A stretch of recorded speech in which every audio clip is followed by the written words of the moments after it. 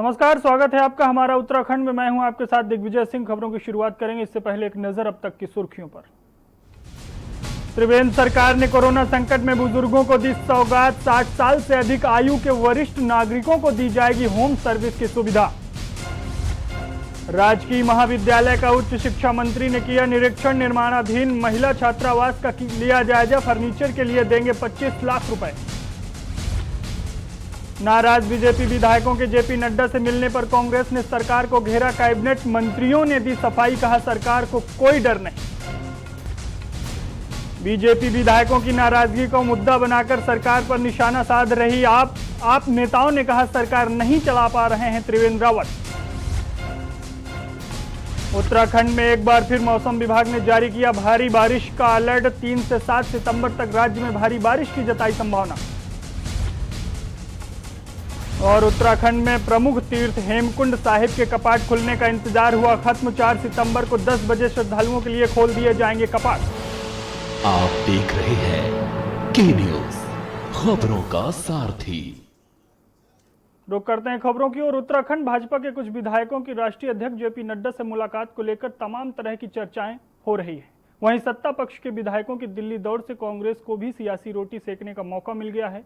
नेता प्रतिपक्ष डॉक्टर इंदिरा हृदयेश ने बयान जारी कर कहा है कि सरकार में सब कुछ ठीक नहीं चल रहा है। निरंकुश नौकरशाही को सरकार का कोई डर नहीं है। अटकलों पर सूबे के कैबिनेट मंत्री सुबोध उनियाल और मदन कौशिक ने विराम लगाया है। कृषि मंत्री सुबोध उनियाल ने कहा कि 57 विधायकों की सरकार को कौन अस्थिर कर सकता है। सरकार में कहीं कोई अस्थिरता नहीं है, झूठी और बेबुनियाद बातें हैं। वहीं सरकार में कैबिनेट मंत्री और शासकीय प्रवक्ता मदन कौशिक ने कहा कि विधायकों को अपनी बात कहने का पूरा अधिकार है। विधायकों में कोई नाराजगी जैसी स्थिति नहीं है। त्रिवेंद्र सिंह रावत की अगुवाई में पिछले 3.5 साल में हुए हैं, उतने काम पिछले 20 सालों में भी नहीं हुए।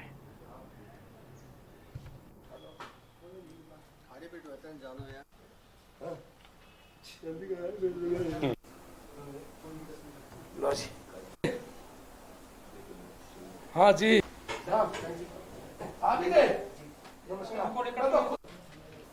वो कहते भी हैं प्रॉपर स्थान पर ही कहना चाहिए, लेकिन मैं समझता हूं कि मुझे नहीं लगता कि कोई नाराजगी जैसी स्थिति है। अपनी बात कहने के लिए मैं जहां से विधायक चुना हूं, मेरे क्षेत्र के काम के लिए मैं निश्चित रूप से कहूंगा और थोड़ा दृढ़ता से भी कहता हूं, मान लिया, तो इसलिए कोई नाराजगी जैसी स्थिति नहीं है। जितने काम इस 3.5 साल में हुए हैं, मैं समझता हूं कि आज तक उत्तराखंड के इतिहास में 40 साल में भी अगर जोड़ा जाए उत्तर प्रदेश के जमाने को भी और उत्तराखंड राज्य बनने के इन 20 साल में भी नहीं हुए जितने 3.5 साल में काम किए। उत्तराखंड की रावत सरकार ने कोरोना संकट में बुजुर्गों के लिए एक सराहनीय पहल शुरू की है। त्रिवेंद्र रावत ने 60 साल से अधिक आयु के वरिष्ठ नागरिकों के लिए होम सर्विस की सुविधा शुरू कर दी है। घर में अकेले रहने वाले या चलने फिरने में असमर्थ बुजुर्गों को घर बैठे कॉल करने पर उपनल के जरिए इलेक्ट्रीशियन, प्लम्बर, बढ़ई टेक्नीशियन, ड्राइवर, रसोइया और नर्सिंग समेत घरेलू मदद के अन्य सेवाओं की सुविधा उपलब्ध की जाएगी। हालांकि इसके लिए 100 रुपए शुल्क भी चुकाना होगा। पायलट प्रोजेक्ट के रूप में देहरादून और हल्द्वानी के शहरी क्षेत्रों में ये योजना लागू करने का फैसला लिया गया है। इसके लिए मल्टी सर्विस सेंटर स्थापित किए जाएंगे। होम सर्विस में सेवाओं के लिए उपनल की तरफ से प्रशिक्षित डिप्लोमा होल्डर्स, कामगार या श्रमिकों का पंजीकरण किया जाएगा। पंजीकरण में भूतपूर्व सैनिकों, उनके आश्रितों को प्राथमिकता दी जाएगी। वहीं प्रदेश के ITI पॉलिटेक्निक के डिप्लोमा धारक पंजीकृत नर्सें स्टेट स्किल डेवलपमेंट मिशन के तहत प्रशिक्षित युवाओं को वरीयता दी जाएगी। इसमें सेवा लेने वाले वरिष्ठ नागरिकों की सुरक्षा भी रहेगी। इसके लिए हेल्पलाइन नंबर भी जारी कर दिया गया है।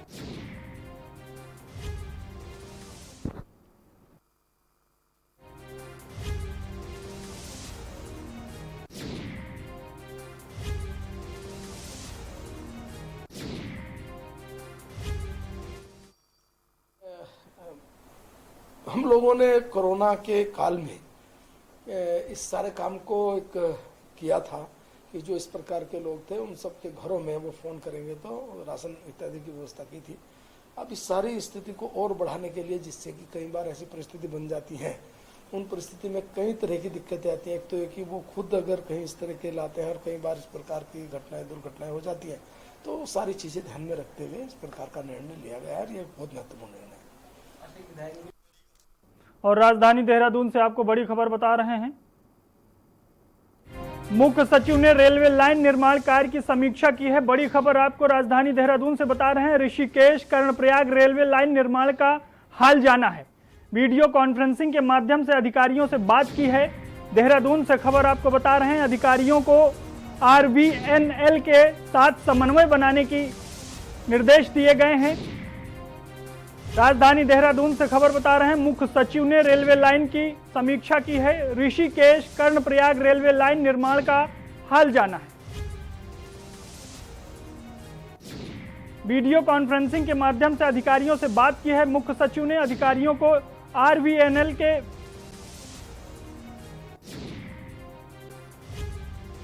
देहरादून से खबर आपको बता रहे हैं। ऋषिकेश कर्णप्रयाग रेलवे लाइन निर्माण का हाल जाना है। मुख्य सचिव ने वीडियो कॉन्फ्रेंसिंग के माध्यम से अधिकारियों से बातचीत की गई है। मुख्य सचिव के द्वारा अधिकारियों को RVNL के साथ समन्वय बनाने के निर्देश दिए गए हैं। मुख्य सचिव ने अधिकारियों को समन्वय बनाने के निर्देश दिए हैं।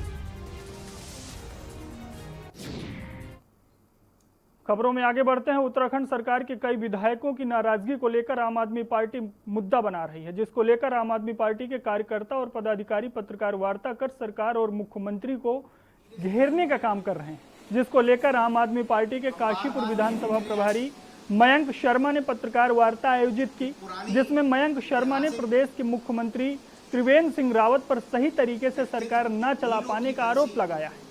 मयंक शर्मा ने कहा कि प्रदेश के मुख्यमंत्री अपने ही विधायकों की परेशानियों को नहीं समझ पा रहे हैं। यही कारण है कि कई विधायक मुख्यमंत्री से नाराज और शीर्ष नेतृत्व से मुलाकात कर अपनी परेशानियों को सुनाने भी भाग गए थे, लेकिन विधायकों की कोई सुध नहीं ले रहा।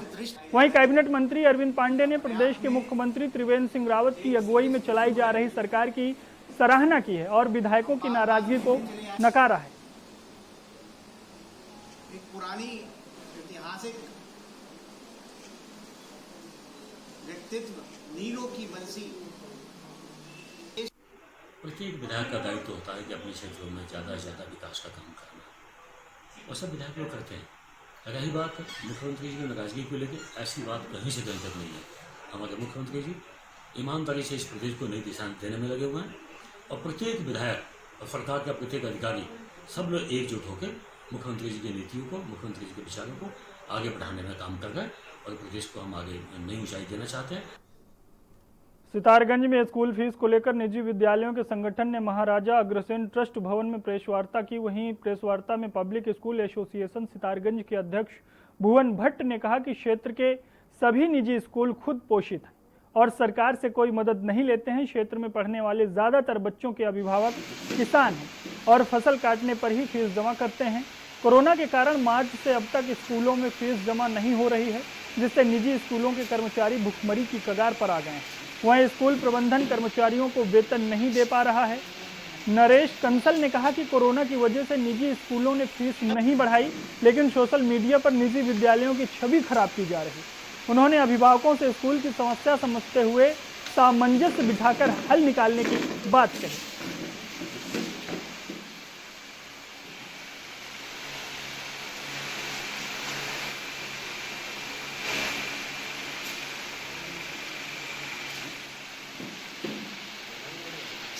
चीज़ें ऐसी आ रही है वातावरण में कि लोगों का नो स्कूल नो फीस के बारे में बातचीत हो रही है। हम लोग जितने भी स्कूल निजी स्कूल हैं उन सबका एक ही प्रयास है कि अच्छी शिक्षा दी जाए, वो भी सरकारी आदेशों के अनुसार, हाईकोर्ट के आदेशों के अनुसार ही सभी विद्यालय अपने विद्यालयों से ऑनलाइन शिक्षा दे रहे हैं। CBSE बोर्ड ने 9th और 10th की और 11th और 12th के फॉर्म भरने की प्रक्रिया शुरू कर दी है।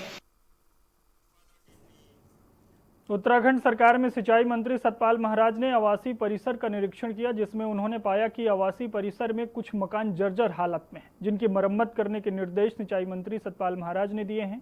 मौके पर अधिकारियों को दिए, साथ ही उन्होंने परिसर में पार्क निरीक्षण भी किया, जिसके बाद सिंचाई मंत्री सतपाल महाराज ने बताया कि आवासीय परिसर में कुछ मकान की हालत बेहद जर्जर है, जो कि गिराए जाएंगे। साथ ही 6 करोड़ की लागत से आवासीय परिसर और गांधी पार्क की मरम्मत की जाएगी।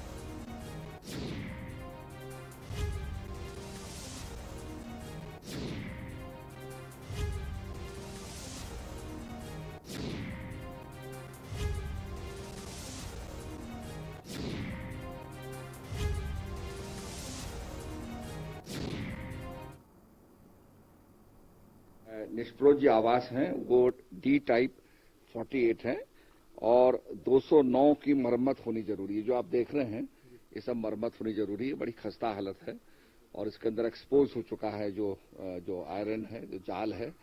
तो मैं समझता हूं कि ये रहने लायक नहीं है और इनको हम बनवाएंगे। इसमें 6 करोड़ लगेंगे और ये इसमें नए ट्यूबवेल का भी होना जरूरी है और सीवेज की भी दशा बहुत यहाँ पर कष्टकारी है। देखने को पता चला कि यहाँ नाली एक्सपोज्ड है, बदबू आ रही है, तो ऐसे हाइजीनिक नहीं है, तो इस पर हम कार्रवाई करें। शहीद दुर्गा मल राजकीय स्नातकोत्तर महाविद्यालय डोईवाला में उत्तराखंड के उच्च शिक्षा मंत्री डॉक्टर धन सिंह रावत ने औचक निरीक्षण किया। इस दौरान उन्होंने महाविद्यालय में निर्माणाधीन महिला छात्रावास का भी निरीक्षण किया। वहीं महाविद्यालय के प्राचार्य डॉक्टर डीसी नैनवाल ने महाविद्यालय में फर्नीचर की समस्या मंत्री के सामने रखी और वहीं मंत्री ने महाविद्यालय को आश्वासन दिया है कि जल्द ही महाविद्यालय को फर्नीचर और उपकरणों के लिए 25 लाख की धनराशि स्वीकृत की जाएगी।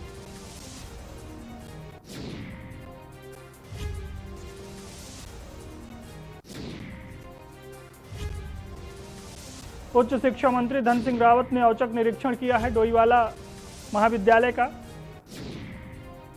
जहां पर फर्नीचर और मरम्मत के लिए 25 लाख की राशि स्वीकृत कराने का आश्वासन दिया गया है धन सिंह रावत मंत्री की तरफ से।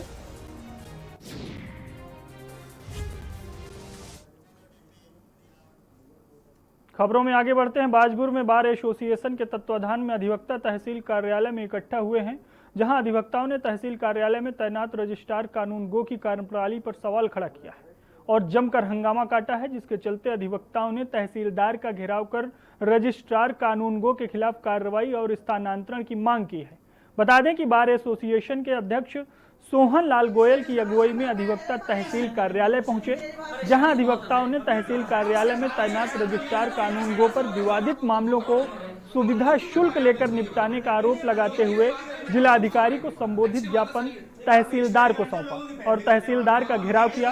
इस दौरान अधिवक्ताओं ने कहा कि तहसील कार्यालय में तैनात रजिस्ट्रार कानून गो कार्यालय समय के बाद लोगों के घरों में जाकर विवादित मामलों में हस्ताक्षर कर रहे हैं और उन्हें सुविधा शुल्क लेकर निपटा रहे हैं, जिससे कानून की मर्यादा भंग होती दिखाई दे रही है।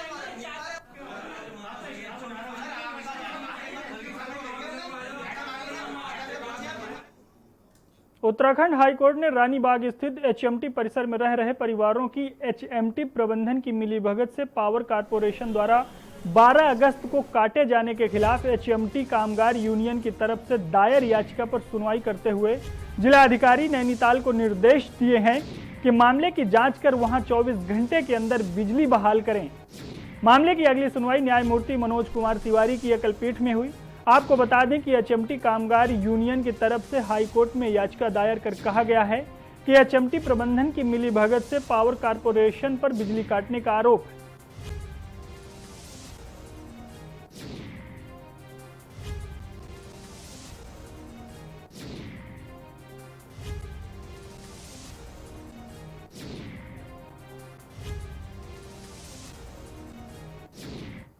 एचएमटी कामगार संघ की तरफ से हमने ऑनरेबल कोर्ट में आज एप्लीकेशन लगाई थी, क्योंकि 12 अगस्त से उनकी इलेक्ट्रिसिटी सप्लाई डिसरप्टेड थी और वो पावर हाउस एचएमटी मैनेजमेंट के अंडर कंट्रोल है और बार बार मैनेजमेंट से रिक्वेस्ट करने के बावजूद भी उस पावर हाउस की एक सिर्फ इस इंटेंशन से रिपेयर नहीं कराई जा रही थी कि फैमिलीज़ यहाँ से चली जाएं और जगह खाली कर दें।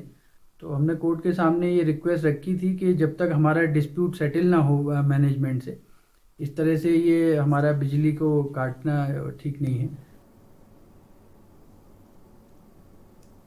उत्तराखंड रोडवेज एम्प्लॉय यूनियन द्वारा एक बैठक का आयोजन किया गया, जिसमें यूनियन के प्रदेश महामंत्री रविनंदन कुमार ने पत्रकारों के सामने अपनी मांगों और समस्याओं को रखा। सबसे पहले उन्होंने सरकार से समस्त कर्मचारियों के 4 महीने के रुके हुए वेतन की मांग की, साथ ही संविदा कर्मचारियों द्वारा अनुबंध पत्र का नवीनीकरण करवाने समेत उन्होंने कई मुद्दे सरकार के सामने रखे।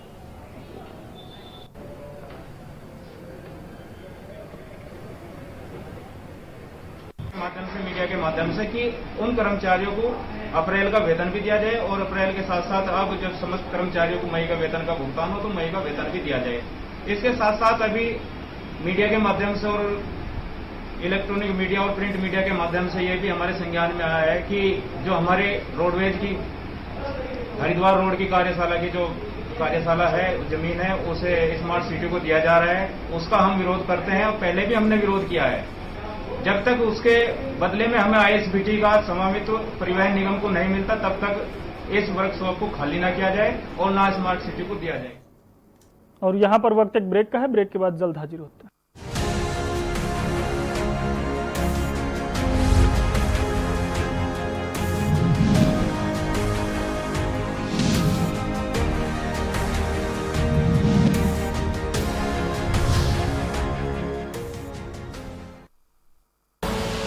आप देख रहे हैं के न्यूज, खबरों का सारथी।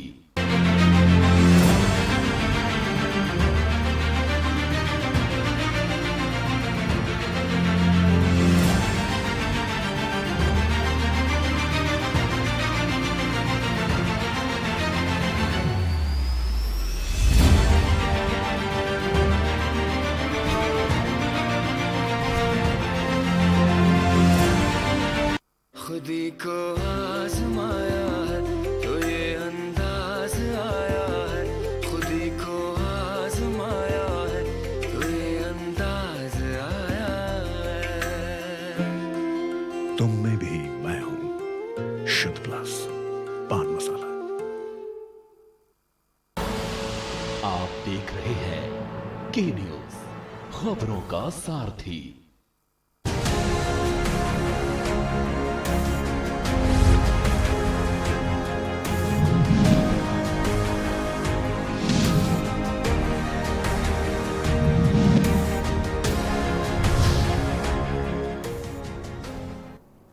ब्रेक के बाद आपका स्वागत है। खबरों में आगे बढ़ते हैं। खबर डोईवाला से है, जहां हर साल की तरह इस साल भी पोषण माह सितंबर 2020 का आयोजन पर एक कार्यशाला ब्लॉक सभागार में आयोजित की गई। बाल विकास परियोजना डोईवाला के अधिकारी अंजू डोबरियाल गौड़ ने कार्यशाला में उपस्थित पंचायत प्रतिनिधियों के साथ सुपरवाइजर, आंगनबाड़ी कार्यकर्तियों को बेटी बचाओ और महिलाओं के लिए चलाई जा रही तमाम लाभकारी योजनाओं की जानकारी दी। कार्यक्रम में पोषण के 5 सूत्र बताते हुए परियोजना अधिकारी अंजू गौड़ ने बताया कि 1000 सुनहरे दिन, एनीमिया से बचाव, दस्त नियंत्रण, स्वच्छता और साफ सफाई और पौष्टिक आहार के माध्यम से उत्तराखंड के हर घर तक पोषण की दस्तक इस कार्यक्रम का उद्देश्य।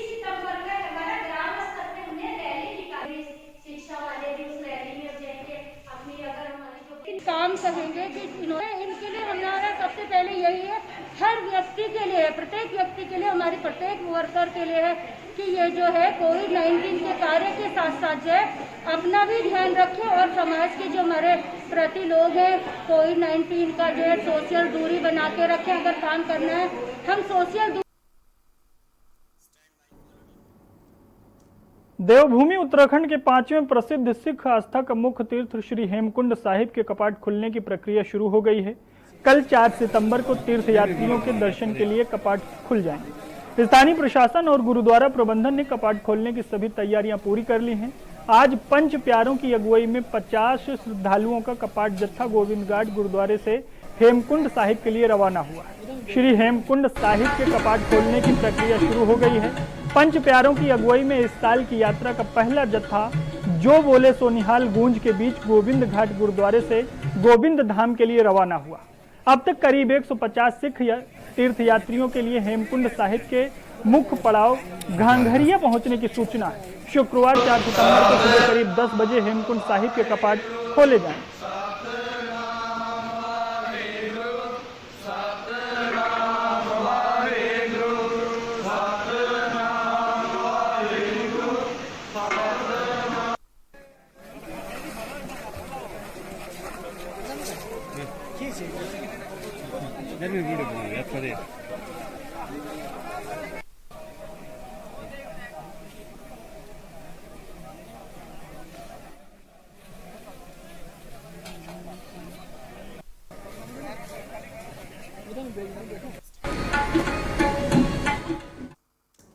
प्रदेश में एक बार फिर मौसम विभाग ने भारी बारिश का अलर्ट जारी कर दिया है। देहरादून स्थित राज्य मौसम केंद्र ने 7 सितंबर तक बारिश का अलर्ट जारी किया है। खास तौर पर कुमाऊं क्षेत्र में भारी बारिश की संभावना मौसम विभाग ने जताई है। राज्य मौसम विभाग के मुताबिक 3 सितंबर से लेकर 7 सितंबर तक प्रदेश में भारी बारिश के आसार बने हुए। वहीं टिहरी, पौड़ी, नैनीताल, चंपावत, देहरादून जिलों में मौसम विभाग ने भारी बारिश का अलर्ट जारी किया है।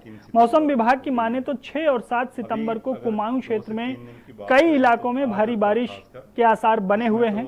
ऐसे में सभी लोगों को सतर्क रहने के लिए भी मौसम विभाग ने अलर्ट जारी किया है। यानी कि आने वाले 4 से 5 दिन अभी उत्तराखंड में बारिश के लोगों की दिक्कतें और ज्यादा बढ़ने वाली हैं। साथ ही मौसम विभाग ने उत्तराखंड में कहीं कहीं पर आकाशीय बिजली गिरने की भी संभावना जताई।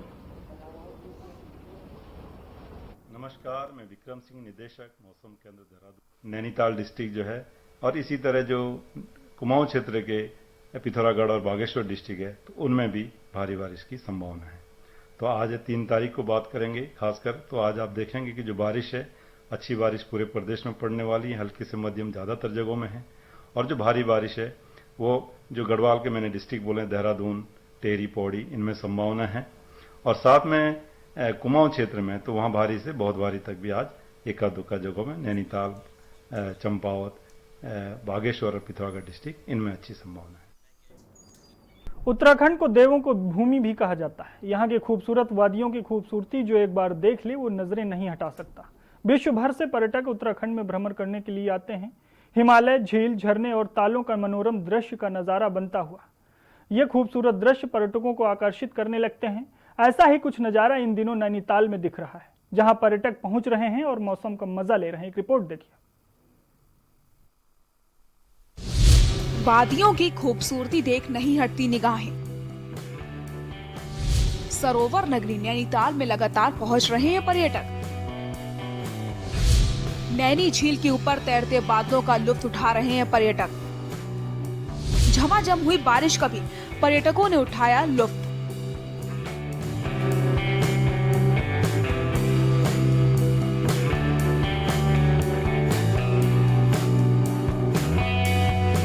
उत्तराखंड को देवों की भूमि भी कहा जाता है। यहाँ की खूबसूरत वादियों की खूबसूरती जो एक बार देख ले वे नजरें नहीं हटा सकता। विश्व भर से पर्यटक उत्तराखंड में भ्रमण करने के लिए आते हैं। हिमालय, झील, झरने और तालों का मनोरम दृश्य का नजारा बनता हुआ दिखता है। ये खूबसूरत दृश्य पर्यटकों को आकर्षित करने लगते हैं। उत्तराखंड की जगहों के बारे में कहा जाता है कि ये जगह यूरोप की खूबसूरती को भी मात देती है। आज हम आपको उत्तराखंड के कुछ खूबसूरत स्थानों के बारे में बताने जा रहे हैं। ऐसा बताया जा रहा है कि उत्तराखंड के इन स्थानों में स्विट्जरलैंड जैसे अनुभव होता है। नैनीताल, जिसे सरोवर नगरी भी कहा जाता है, गर्मियों में यहाँ का मौसम काफी सुंदर रहता है। ठंड के मौसम में पर्यटक यहाँ बर्फबारी का लुत्फ उठाने के लिए आते हैं। यहाँ सर्दियों में काफी मात्रा में बर्फ की बारिश हो रही है। ठंड के मौसम में नैनीताल की खूबसूरती से निगाहें नहीं हटती।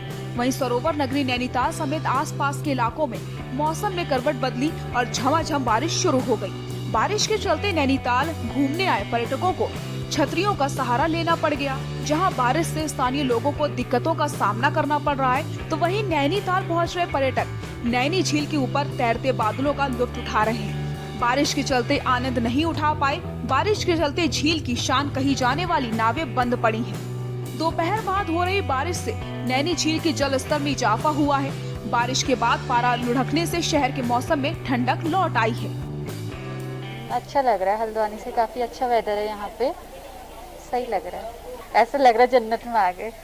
मौसम काफी अच्छा है यहाँ पे और हम एंजॉय भी कर रहे हैं। फर्स्ट टाइम अच्छा लग रहा है यहाँ पे आके।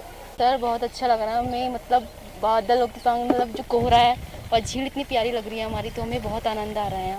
बहुत अच्छा लग रहा है नैनीताल में। सर पर्यटकों से बोलेंगे कि अब आप यहाँ नैनीताल में आ सकते हैं। मतलब ऐसा कुछ अब वो नहीं है कि सरकार ने बोल दिया कि आप आ जा सकते हो, सोशल डिस्टेंस में रहना है उन्हें, बट यहाँ उनका लुत्फ उठा सकते हैं। नैनीताल बहुत सुंदर है, तो इस वजह से वो यहाँ आ सकते हैं। बहुत अच्छा लगेगा। बता दें, अनलॉक 4 को लेकर राज्य सरकार द्वारा कुछ बदलाव किए गए हैं। जैसे पहले NT-PCR रिपोर्ट जरूरी थी, पर अब पर्यटक DSCL लिंक पर भी रजिस्टर करके ट्रू नॉट रिपोर्ट लेकर भी पर्यटक यहां आ सकते हैं। साथ ही साथ पहले राज्य में केवल 2000 लोग प्रतिदिन आ सकते थे, लेकिन अब इस सीमा को उत्तराखंड राज्य से हटा दिया गया है, जिसके बाद अब लगातार पर्यटक पहुंच रहे हैं और मौसम बारिश का लुत्फ उठा रहे हैं। नैनीताल से के न्यूज के लिए कांता पाल की रिपोर्ट। देवभूमि उत्तराखंड की खबरों में फिलहाल इतना ही। आप देखते रहिए के न्यूज। नमस्कार।